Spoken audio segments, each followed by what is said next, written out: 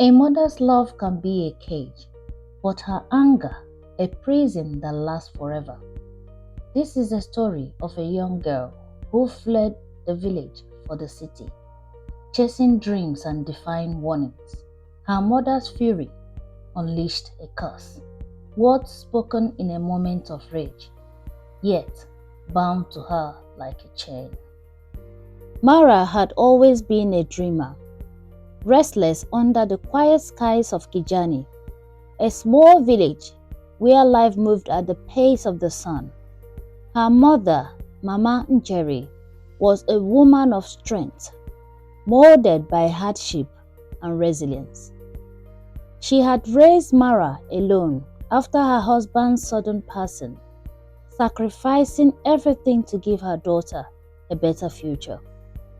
But Mara did not see the love in her mother's sacrifices. She only saw limitations. As she grew older, she became very stubborn, scorning the traditions of the village and mocking her mother's warnings. She spent nights sneaking out with reckless friends, ignoring Mama Njeri's tearful pleas to be careful. One evening, following yet another heated argument, Mara lost her temper. "You are holding me back," she yelled. "You think this miserable village is everything. I will go where real people live. I will make my own money, wear beautiful clothes, and you will see how small your life is."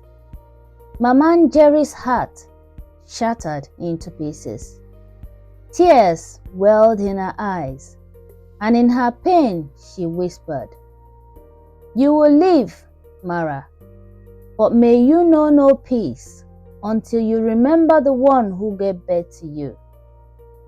Mara smiled mockingly, gathered her belongings and set off that night, heading to the city with the hopes of finding great wealth. The city's cold embrace. Nairobi was dazzling at first. Towering buildings, flashing lights, and streets filled with ambition. Mara was intoxicated by the city's energy, convinced she would find success in no time. But the city was a cruel teacher.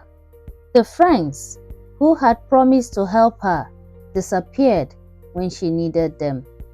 Jobs were hard to come by, and when she did find work, it never lasted. Employers mysteriously let her go without reasons. Landlords, on the other hand, threw her out even when she paid rent, and money slipped through her fingers like water. Strange misfortunes followed her, and in the midst of all this chaos, she met a kind man who wanted to marry her. But on the day of their engagement, he suddenly lost all interest in her without any form of explanation. Every business venture she attempted crumbled before it even started. Even when she found temporary success, disaster struck at the last moment. As the years passed, she grew weary. The city that had once looked golden to her was now nothing but a jungle of suffering. Then one evening, as she sat in a marketplace, counting the few coins she had left, an old woman whom she usually buy vegetables from spoke to her. "Child," the woman said, watching her closely, "there is a darkness that follows you. Have you angered someone? A mother, perhaps?" Mara stiffened. She had not spoken of her mother in years. "You need to go home," the woman continued. "A mother's tears can water a curse, but her blessings can open every door." Mara resisted the idea, but as she walked home that night, She felt the weight of her mother's last words pressed against her soul.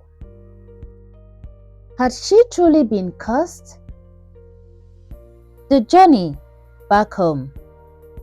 Mara's need was greater than her pride, and with the last of her money, she bought a bus ticket to Kijani.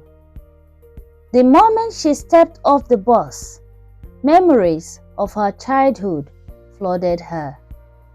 The air smelled of wet earth. The trees swayed in a familiar rhythm, and everything looked just as she had left it, except for her mother. Mama Njeri had aged. Her back was more bent, her hair had more streaks of gray, and her eyes, once filled with fire, now carried a tired sadness. For the first time in years, Mara felt ashamed. She knelt before her mother. "Mama, I was wrong," she choked out. "I have suffered, and I see now that I was blind. Forgive me."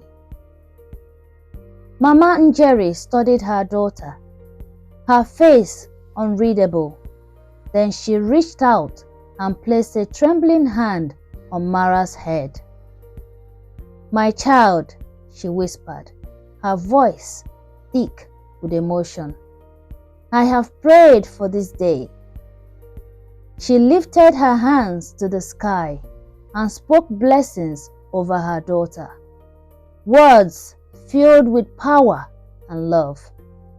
She asked the heavens to restore what had been lost, to open doors to let prosperity follow Mara wherever she went. And in that moment, Mara felt something shift inside her. The floodgate of fortune. When Mara returned to the city, she had little hope for change. However, she soon realized that something was different. Opportunities began to present themselves effortlessly.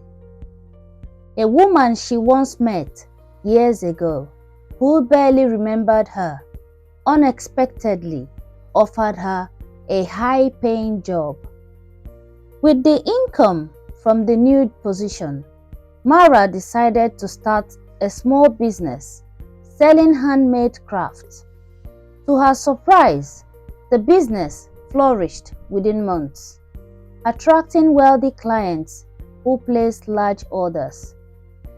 One day, a man she had met during her early struggles, who had once rejected her without explanation, came looking for her.